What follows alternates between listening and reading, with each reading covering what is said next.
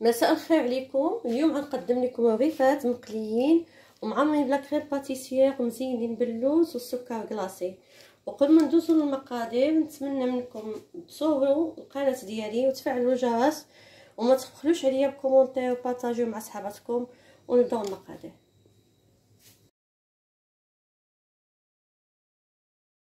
هاد المقادير هاد الرغيفات اللي بلا كريم باتيسير كنحتاجو 3 كيسان ديال الفوس، كاس ديال الفينو، معلقه صغيره ديال الزبده، معلقه صغيره ديال السكر، معلقه صغيره ديال الملح، نص معلقه صغيره ديال الخميره الكيماويه، واحد الفاني والماء. غنوريكم العباره شحال غيدخل لي فيها ديال الماء. بالنسبه للتزيين غنصايبوا لا كريم باتيسير غنحتاجوا 2 كيسان ديال الحليب كاز العنبه، 2 معالق ديال السكر كبار، 2 معالق كبار د لا كريم باتيسير، سكر كلاصي للتزيين، واللوز مسلوق ومقلي ومهرمش. وهذا الزيت باش غنطلقوا به الرغيفات ديالنا. نرجع معكم الطريقه. التحضير د هاد الرغيفات هادو كنعملوا الطحين ديالنا في الكسعه. الكاس الاول، الثاني والثالث،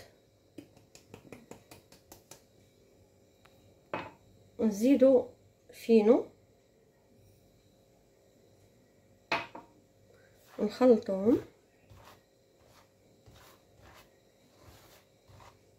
نعملو حفيره في الوسط، نزيدو الزبده، السكر، الملحه،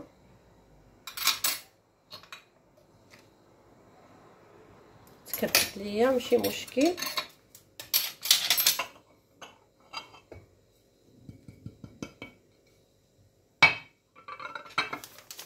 نزيدو الفاني،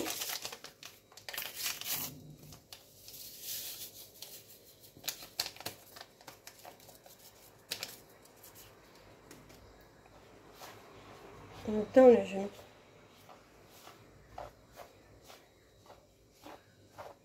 نزيدو الماء،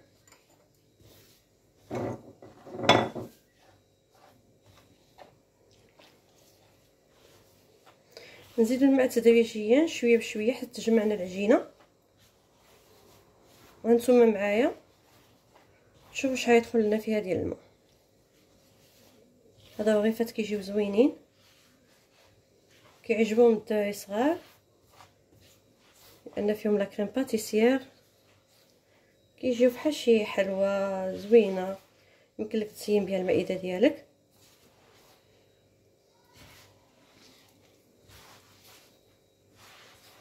كيخرجوا كميه كثيره، كيجيو فنين. تبعوا معايا الطريقه وعين نشحن لكم 100%. نزيدو الكاس الثاني. انا ما كنقطعش الفيديو باش تشوفوا شحال غيدخل الماء والطريقه ديال العجن ديالها.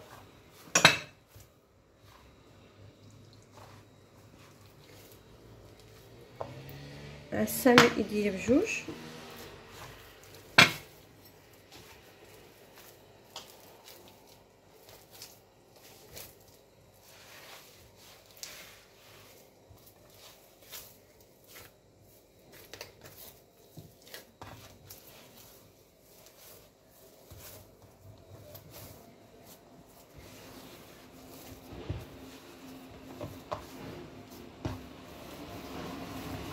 ندلكوها شويه.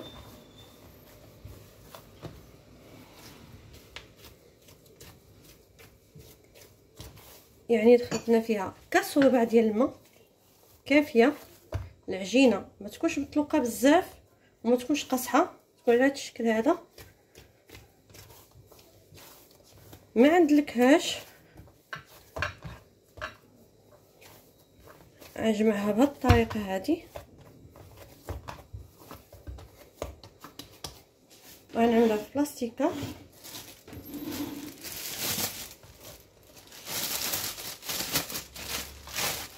ونخليوها ترتاح وغنرجع لكم باش نعملوا لا كريم باتيسير على بيد ما ترتاح العجينه ديالنا.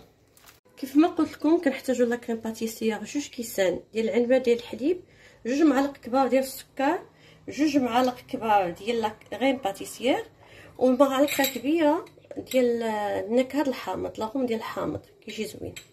دابا ندوزو للطريقه. كناخذوا الكاسرونه ديالنا نعملوا فيها الحليب،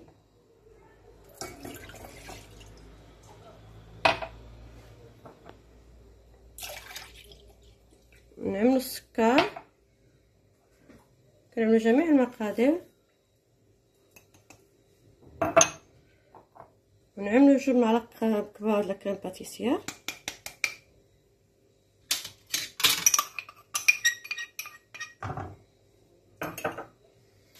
وغنزيدوا لاغوم ديال الحامض كيجي زوين. يمكن لكم تعملوا الفاني او اي نكهه كتعجبكم بالحامض كتجي زوينه. نحرقوا مزيان شويه السكر ونعملوها فوق النار،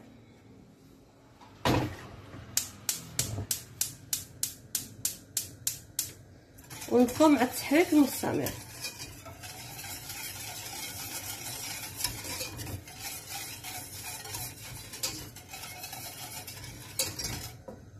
هي استمرت تتحرك، ها هي تقالت، ريحتها زوينه، ريحه الحامض. ننصحكم تعملوها بالحامض كتجي فنه، متشبعوش منه.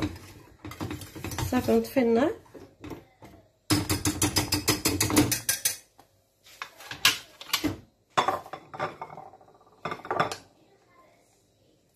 هي زوينه ما تلصقت لا والو.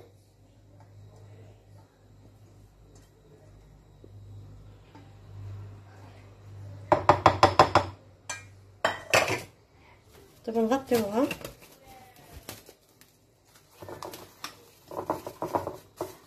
بهذا الشكل باش ما تكونش ديك القشره من فوق.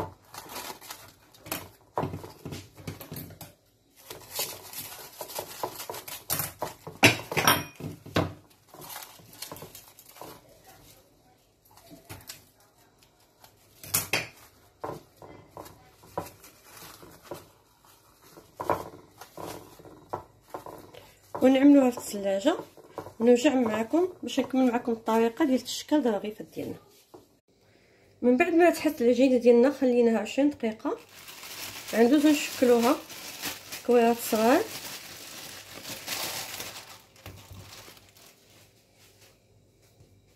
عندنا الصينيه ديالنا بالزيت،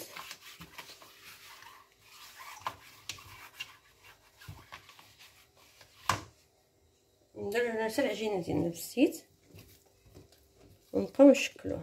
هذه هي طريقتي في التشكال ديالها.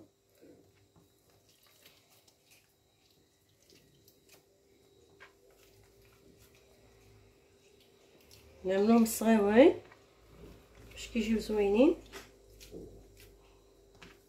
العجينه ديالنا بقات تحت 20 دقيقه مدلوكه.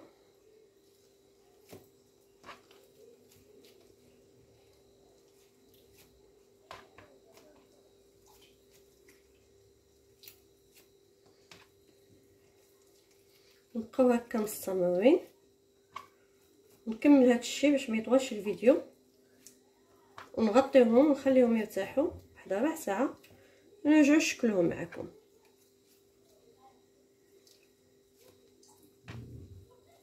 العجينه ديالنا ندوزو نشكلوها، نعملو شويه الزيت، نطلقوها عاديه رغيفات عاديين.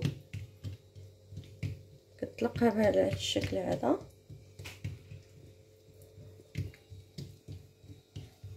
كتطلق فيها حتى يبان سطح العمل. العجينه خرجت مدلوكه، واخا ما دلكناهاش عملناها في بلاستيكه خرجت هي مدلوكه ما كتقطع لا والو.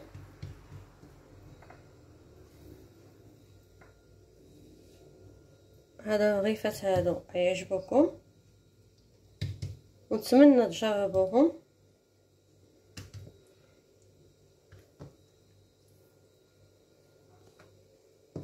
ندوزو لوحداخرى.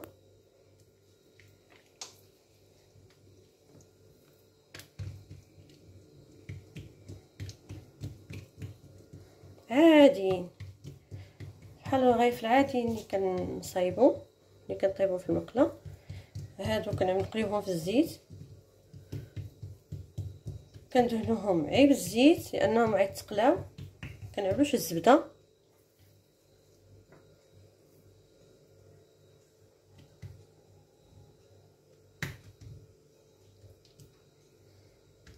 نصنوا على هاد الطريقه هذه حتى نسكاليهم كلهم، ونرجع معكم نوريكم كيف غنشكلوا. من بعد ما فتحوا الريفات ديالنا ومغطين بالميكا، غنبداو بالاولى.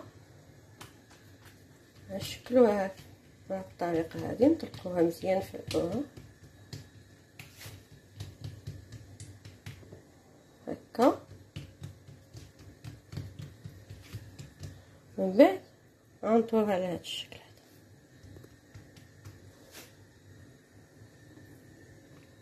دوز واحده اخرى.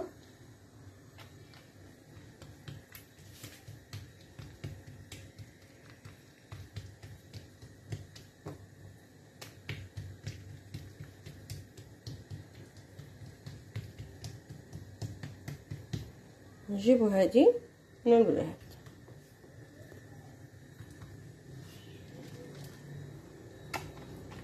نصلوه. الزيت ديالنا كتسخن على النار،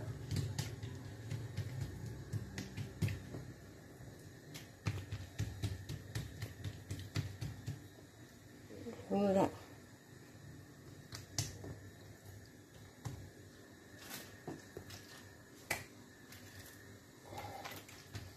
نصنعو على هاد الطريقه هذه على من يسخن لينا الزيت، ونرجع معكم باش نطيبوها.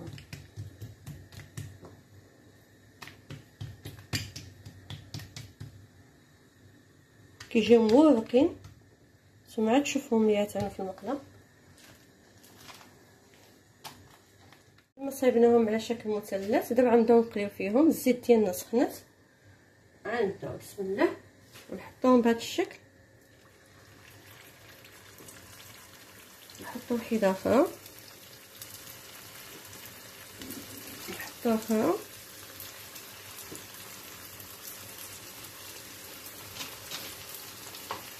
نبقاو نكبو عليه الزيت هكا.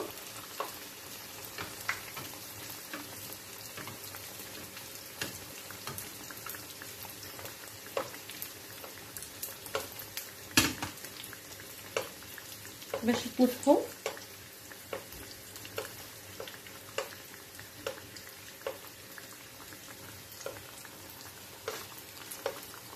دابا من بعد ما سخنت المقله مزيان وبداو كيتنفخوا، نقص العافيه شويه باش ما يتحموش بزاف وما يطيبوش من داخل. حنا بغيناهم يطيبوا من داخل وبغيناهم يتحلوا على هذا الشكل هذا، هما كيتحلوا. شتي نصنعوا على هذا الشكل هذا. انا ما نقطعش الفيديو باش تشوفوا حتى يطيبوا. دابا نقلبوهم. ها شتيهم كيفاش كيتحلوا.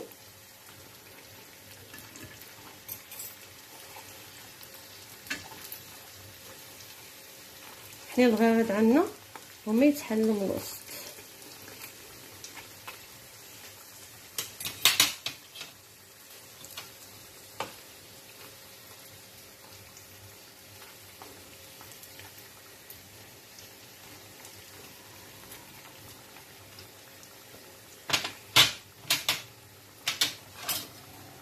تبعوا المراحل وغيصدقوا لكم 100%، وغيعجبوكم وغتعملوا شي حاجه مختلفه على المائده ديالكم.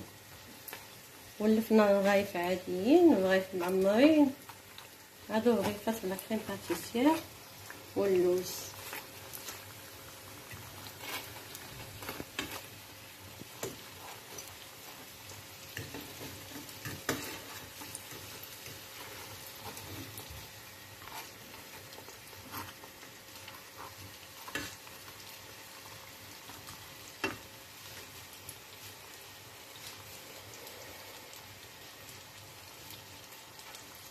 كيجيو تبارك الله مرقين هكا تشوفوا مرقين.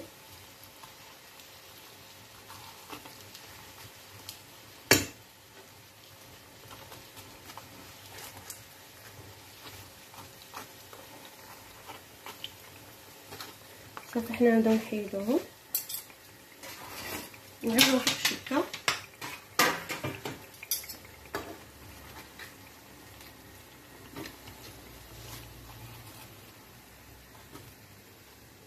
هما طيبين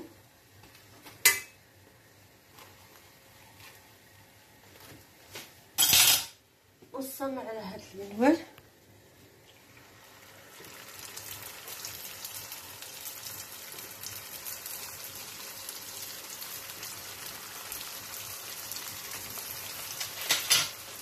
نفس الطريقه نعملو نصبو عليهم الزيت.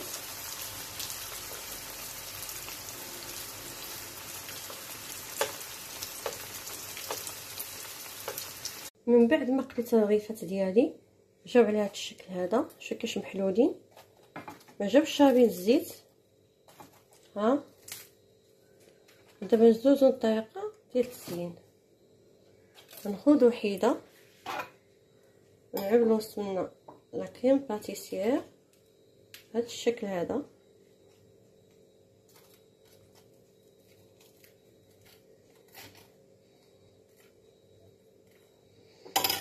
نديرو اللوز من فوق بهذا الشكل، نديرو منهم السكر كلاصي.